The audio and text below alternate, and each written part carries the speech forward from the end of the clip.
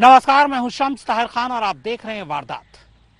जी हां, कोरोना की तीसरी लहर भी आएगी। ये बात मैं नहीं कह रहा हूं, बल्कि ये बात खुद प्रधानमंत्री के वैज्ञानिक सलाहकार ने कही है। पर अब सवाल यह है कि दूसरी लहर तो अभी गई नहीं, तो तीसरी लहर कब आएगी? तो एक अच्छी खबर है और एक बुरी खबर भी। अच्छी खबर यह है कि जानकारों के मुताबिक कोरोना की यह दूसरी लहर इसी मई के दूसरे हफ्ते के बाद ढलान पर होगी। केसेस कम होंगे और इसके बाद लोग ठीक होते जाएंगे। लेकिन बुरी खबर यह है कि इसके करीब 4-5 महीने बाद अक्टूबर या नवंबर में, यानी सर्दियों के मौसम में, कोरोना की तीसरी लहर लौटेगी और यह दूसरी लहर से भी ज्यादा खतरनाक होगी।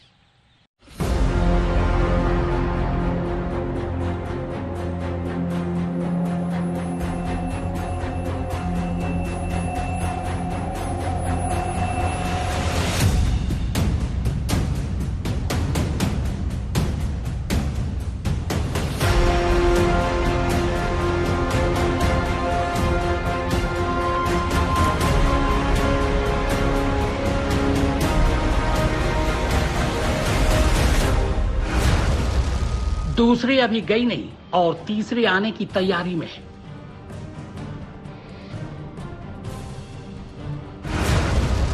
कोरोना की हर लहर इंसान पर टूट रही है बनकर कहर।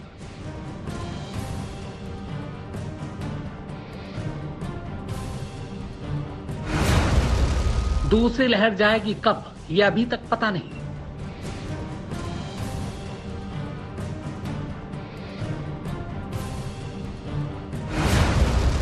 लेकिन कोरोना की तीसरी लहर आएगी, ये पक्का है।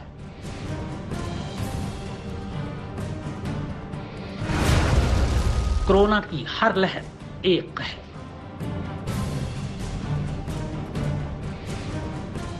देश संकट में है।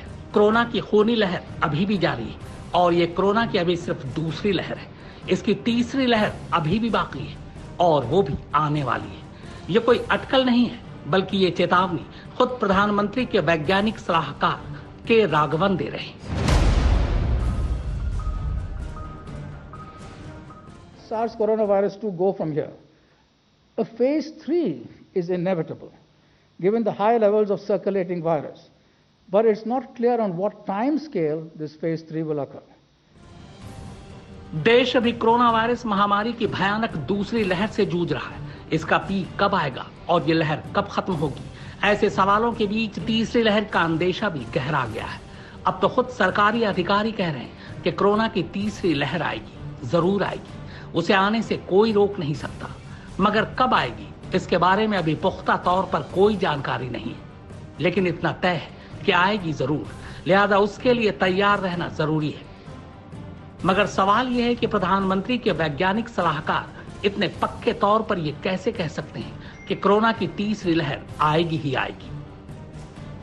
असल में के राघवन का तर्क यह है कि जिस तेजी से कोरोना का वायरस हमारी जनसंख्या में फैल रहा है, वो बार बार लगातार अपने आप को नए रूप में ढालने की कोशिश करेगा।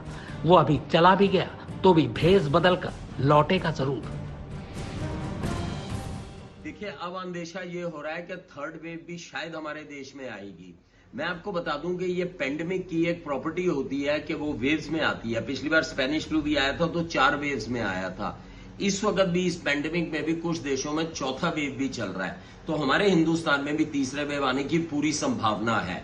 अगर हम लोगों की हर्ड इम्यूनिटी आने वाले 3-4 महीने में रिक्वायर्ड वे से नहीं बढ़ी तो ये दोबारा से आएगा। और ये निर्भर करता है कि हमारे कितने लोग वैक्सीनेट हो जाते हैं आने वाले 3-4 महीने में।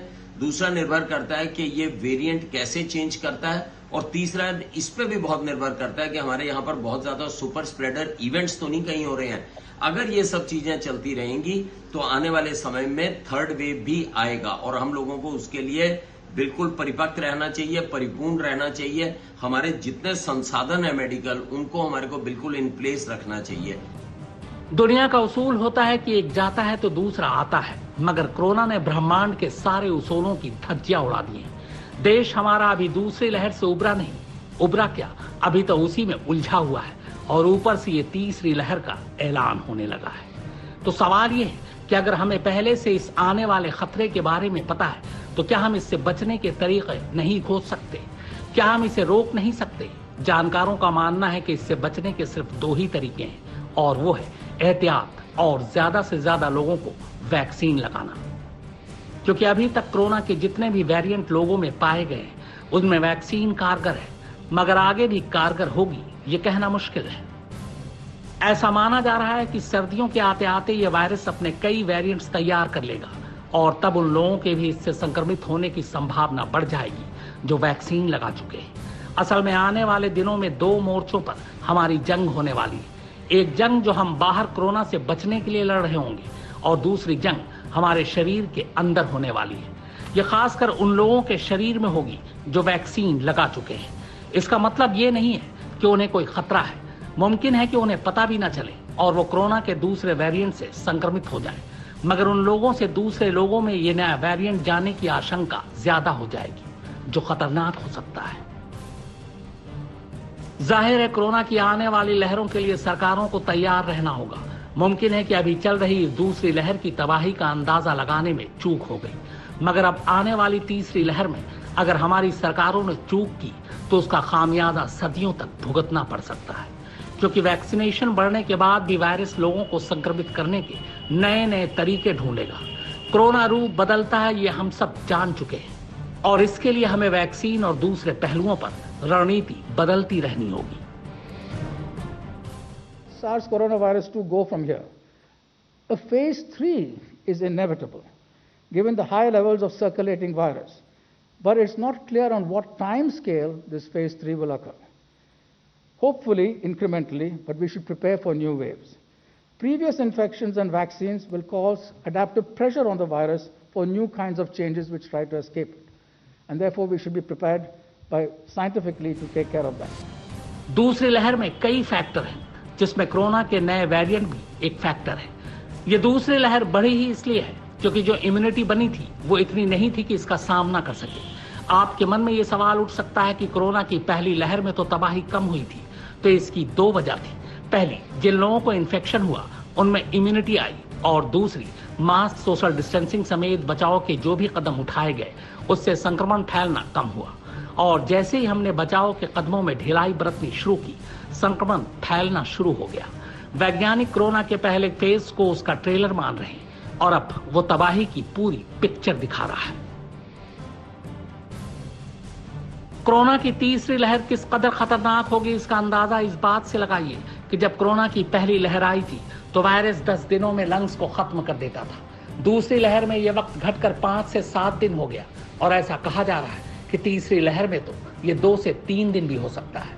यानी तीसरी लहर में वायरस 2 से 3 दिन में ही मरीज को गंभीर हालत में पहुंचा देगा और डॉक्टरों को मरीज का इलाज करने तक का भी वक्त नहीं देगा। अभी देश में जो नया आंध्रा वेरिएंट मिल रहा है वो इतना ही खतरनाक बताया जा रहा है। ये वेरिएंट 2 से 3 दिनों में ही मरीज को आईसीयू बेड पर पहुंचा देता है और फिर कई मामलों में उसकी जान चली जाती है। यही नहीं, ये बाकी वेरिएंट से 15 गुना ज्यादा संक्रामक और खतरनाक है। इसीलिए अब आपको ज्यादा सावधानी बरतनी होगी और मास्क इस बार सचमुच जरूरी है। वैसे हमारे पास कोरोना की वैक्सीन है। अगर सही रणनीति के साथ तेजी से वैक्सीनेशन में हम कामयाब रहे तो मुमकिन है कि तीसरी लहर के नुकसान को तब शायद थोड़ा कम किया जा सके, या कम से कम ये तरीका भले संक्रमण से बचाने वाला ना हो मगर जान बचाने वाला हो सकता है। लेकिन ऐसा नहीं होगा कि लोग कोरोना से संक्रमित नहीं होंगे। 1918-20 में आए स्पेनिश फ्लू की तीसरी लहर दूसरी से कम खतरनाक थी, लेकिन पहली लहर से बहुत ही ज्यादा खतरनाक थी। हालांकि स्पेनिश फ्लू और कोरोना महामारी की इस तरह तुलना भी नहीं की जा सकती। कोरोना संक्रमण की तीसरी लहर आएगी ये तो तय है, लेकिन इसका मुकाबला कैसे होगा ये अभी तक तय नहीं। सरकार सुप्रीम कोर्ट में कई तरह की योजनाएं तो पेश कर रही हैं, लेकिन उन योजनाओं पर अमल कैसे होगा ये तय नहीं। तभी सुप्रीम कोर्ट को कहना पड़ा कि ये छोटी छोटी 2-4 हफ्तों की बात नहीं, ये लंबी चलने वाली बातें हैं और इसके लिए एक लंबे समय की योजना बनाकर पेश करें और ठोस योजना हो, अमल का ठोस उपाय हो। सिर्फ ऐसे हवाई बातों से बात नहीं बनेगी। हवाई बातों से बात बनती तो पिछले साल भर में अभी तक ऐसा ठोस उपाय हो गया होता कि हम कोरोना को नेस्तनाबूद करने की हालत में होते, उसके आगे घुटने टेकने की हालत में नहीं। कोर्ट ने साफ कहा है कि ऐसी योजनाएं बननी चाहिए जो ठोस तो हों, लंबे समय तक चलने वाली हों, क्योंकि कोरोना और इसके आगे आने कौन कौन से युद्ध हमें लड़ने पड़ेंगे इसका हमें भी पता नहीं। लिहाजा इन जैविक युद्ध लड़ने के लिए वैसी ही तैयारियां होनी चाहिए, उतनी ही ठोस, उतनी ही मजबूत, उतनी ही दूरदर्शी और उतनी ही ज्यादा आक्रामक भी। पिछले कुछ महीनों में कोरोना के वायरस ने खुद को इतनी बार म्यूटेट किया है कि जिसे देखते हुए कोरोना की सिर्फ तीसरी नहीं बल्कि चौथी लहर की भी आशंका जताई जा रही है। इस चेतावनी में जो सबसे ज्यादा डराने वाली बात है वो ये कि वैक्सीनेशन के बाद ये लोगों को संक्रमित करने का नया तरीका ढूंढ ले या और ज्यादा नए वेरिएंट्स बना ले। मुमकिन है कि कोरोना के नए वेरिएंट इम्यूनिटी को भी गच्चा देने में सक्षम हो। दूसरी लहर के दौरान भी ऐसा देखा जा चुका है। जिन लोगों के शरीर में संक्रमण से ठीक होने के बाद कोरोना के खिलाफ एंटीबॉडी बनी या फिर वैक्सीन लेने के बाद इम्यूनिटी डेवलप हुई, उन लोगों को भी वायरस संक्रमित कर रहा है। खैर, जो सबसे बड़ा सवाल है वो ये कि कोरोना की ये दूसरी लहर जाएगी कब और तीसरी लहर आएगी कब। कोरोना की मौजूदा लहर के बारे में अनुमान लगाया जा रहा है कि ये मई के तीसरे या चौथे हफ्ते में अपनी पीक पर पहुंचेगा, जबकि कई वैज्ञानिकों का मानना है कि अगले हफ्ते से कोरोना की दूसरी लहर ढलान पर होगी, जिसके बाद केस घटने शुरू हो सकते हैं और फिर सर्दियों के मौसम में आ सकती है कोरोना की तीसरी लहर। National expert group on vaccine administration for कोविड-19 के सदस्य डॉक्टर एन.के. अरोड़ा के मुताबिक मई के दूसरे हफ्ते में कोरोना की पीक खत्म होने के अगले 4-5 महीनों तक संक्रमण के मामले कम होते रहेंगे और उसके बाद मामले अचानक फिर बढ़ने शुरू हो सकते हैं। इस तरह अक्टूबर या नवंबर तक तीसरी लहर की शुरुआत हो सकती है। अलग अलग राज्यों या शहरों में यह अलग अलग वक्त पर आ सकती है। कोरोना की पहली लहर की पीक सितंबर में आई थी और उसके बाद 4 महीने तक मामले घटते चले गए थे, लेकिन फरवरी में दूसरी लहर शुरू हो गई और अब तीसरी लहर के मामले अक्टूबर-नवंबर में शुरू होने का अंदेशा है। कोरोना की ये तीसरी लहर मोटे तौर पर 3 फैक्टर पर निर्भर करती है।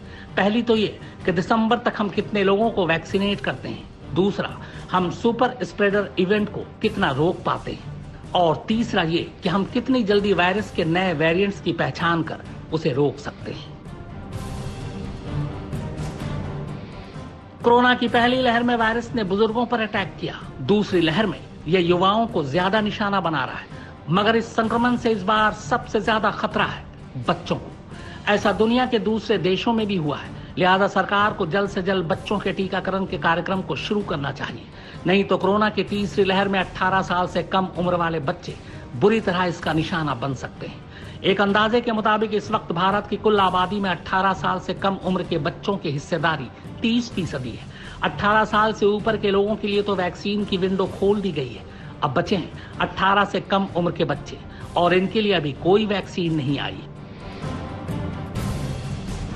एक रिपोर्ट के मुताबिक अगर 18 साल से ऊपर के लोगों का वैक्सीनेशन हो गया तो छोटे बच्चों को वायरस ज्यादा अटैक करेगा और 6 से 12 साल के बच्चों के लिए यह खतरनाक साबित हो सकता है। We need to ensure that vaccination is the only weapon to ensure most people are protected rather than assuming that people will attain herd immunity through the infection. Court ने कमान अपने हाथों में ले ली है और सरकार से साफ कहा है कि अब बच्चे बनने से काम नहीं चलेगा, बच्चों के लिए सोचना होगा। तीसरी लहर बच्चों पर ज्यादा असर डालेगी, उसके लिए आपके पास तैयारियां क्या हैं? सिर्फ जबानी जमा खर्च से नहीं बल्कि जमीन पर चीजें दिखनी चाहिए। अगर जमीन पर चीजें नहीं दिखी तो जमीन से चीजें दिखना बंद हो जाएंगी। सीरम इंस्टीट्यूट ऑफ इंडिया के मुताबिक वो इस साल के अक्टूबर के महीने तक बच्चों की वैक्सीन विकसित कर लेगा, जबकि कोवैक्सीन बनाने वाली कंपनी भारत बायोटेक भी इस पर काम कर रही है और उसकी वैक्सीन ट्रायल स्टेज में है। अगर हम अमेरिकी कंपनी फाइजर की बात करें तो उसने बच्चों के लिए वैक्सीन बना ली है और कनाडा में तो 12 साल से ऊपर के बच्चों पर इसके इस्तेमाल की मंजूरी भी दे दी गई है। उम्मीद जताई जा रही है कि अमेरिका में भी जल्द इसे मंजूरी मिल जाएगी। इसके अलावा मॉडर्ना कंपनी भी इस पर काम कर रही है। लेकिन अगर भारत की बात करें तो एक बात साफ है कि भारत में तीसरी लहर बेहद करीब है, जबकि बच्चों के लिए जल्द वैक्सीन आने की उम्मीद अभी कम है। सरकार बाहर से वैक्सीन आयात कर ले तो और बात है। यानी कि हमारे देश में लगभग 58 से लेकर 60 करोड़ बच्चे हैं जो जिनमें से एक भी अभी तक वैक्सीनेट नहीं हुआ और आने वाले 3-4 महीने में शायद कोई वैक्सीनेट भी नहीं होगा, क्योंकि अभी तक उनके ट्रायल्स वगैरह आने में समय लगेगा। तो हमारे बच्चे इस वक्त काफी वल्नरेबल हैं। सेकंड वेव में भी हमने देखा है कि पुराने वेव से ज्यादा बच्चे जो हैं थोड़े इफेक्ट हो रहे हैं। थर्ड वेव में तो हमें उम्मीद है कि बच्चे जो हैं वो और ज्यादा इफेक्ट होंगे, क्योंकि हमारे बच्चे वैक्सीनेटेड नहीं है। तो हमें बहुत ही जागरूक रह के चलने की आवश्यकता है। हमारे एपिडेमियोलॉजिस्ट को नजर बना के रखनी है कि वायरस अपना वेरिएंट चेंज कर रहा है तो किस तरह का चेंज कर रहा है। और सबसे इंपॉर्टेंट चीज है कि हमारे को अपने बच्चों को प्रोटेक्टेड रखना है, जो कि इस वक्त वल्नरेबल हैं, जिनके लिए कि वैक्सीन अभी हमारे पास नहीं उपलब्ध है। और अगर थर्ड वेव आई और इस तरफ मुंह कर लिया बीमारी ने तो काफी दिक्कत हो सकती है, क्योंकि बच्चों का इलाज भी डिफरेंट होता है, बच्चों की इक्विपमेंट भी डिफरेंट है, बच्चों के डॉक्टर भी डिफरेंट है। तो हमारे सारे संसाधनों के ऊपर हमारे को ध्यान रखने की आवश्यकता है। वैसे अभी तक के आंकड़े देखें तो कोरोना वायरस ने बच्चों में गंभीर समस्या पैदा नहीं की है, लेकिन दूसरी लहर में संक्रमित बच्चों की तादाद जरूर तेजी से बढ़ी है। बावजूद इसके अमूमन बच्चे सीरियस कंडीशन में नहीं गए, लेकिन आगे ये वायरस क्या तबाही मचाने वाला है, ये या तो ऊपर वाला जानता है या ये खुद। तीसरी लहर की इस चेतावनी को ध्यान में रखते हुए सरकार को बच्चों के लिए कोविड देखभाल वार्ड बनाने होंगे। हम बच्चों के मामले में जब होगा तब देखेंगे जैसा रवैया नहीं अपनाया जा सकता। सरकार को बच्चों की वैक्सीन की टेस्टिंग पर निगरानी रखते हुए उसे जल्द से जल्द मंजूरी भी देना होगा, ताकि किसी भी अनहोनी से निपटने के लिए हम पहले से ही तैयार रहें। कैमरामैन विनोद शिकारपुरी, संजय शर्मा, फारूक माभैदर और सुप्रतीम बनर्जी के साथ शम्स ताहिर खान, आज तक। कायदे से देखें तो कोरोना की पहली दस्तक के बाद दूसरी लहर के लिए हम तैयार ही नहीं थे, या यूं कहें कि हमने कोई तैयारी ही नहीं की, जिसका नतीजा आज हमारे सामने है। न अस्पतालों में बेड है, न ऑक्सीजन और न ही दवाएं। लेकिन अब यह हमें मालूम है कि कोरोना की तीसरी लहर आएगी। कब आएगी लगभग उसका भी अंदाजा है, पर क्या इस तीसरी लहर के लिए हमारी तैयारी पूरी है?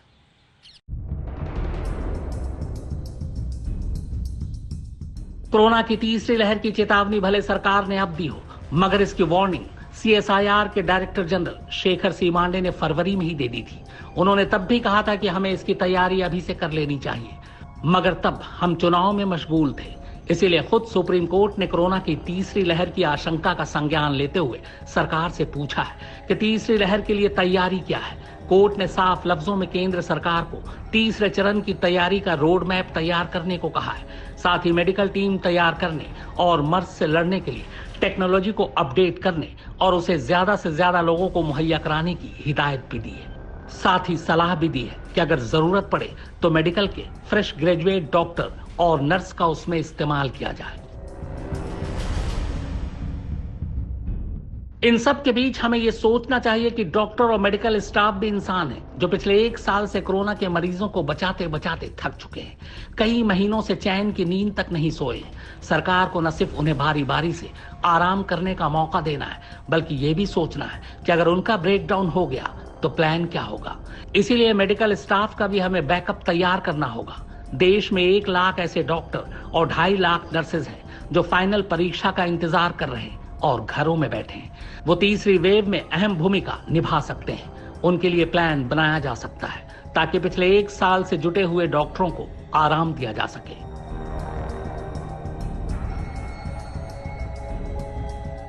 अब जो सबसे जरूरी बात है वो ये कि या तो हम अपने मेडिकल इंफ्रास्ट्रक्चर को मजबूत करें और वैक्सीनेशन के प्रोग्राम में तेजी ले आएं, या फिर देश में संपूर्ण लॉकडाउन लगा दिया जाए। क्योंकि अगर एक कोरोना की चेन टूट गई तो उसे संभालना फिर भी थोड़ा कम मशक्कत वाला होगा।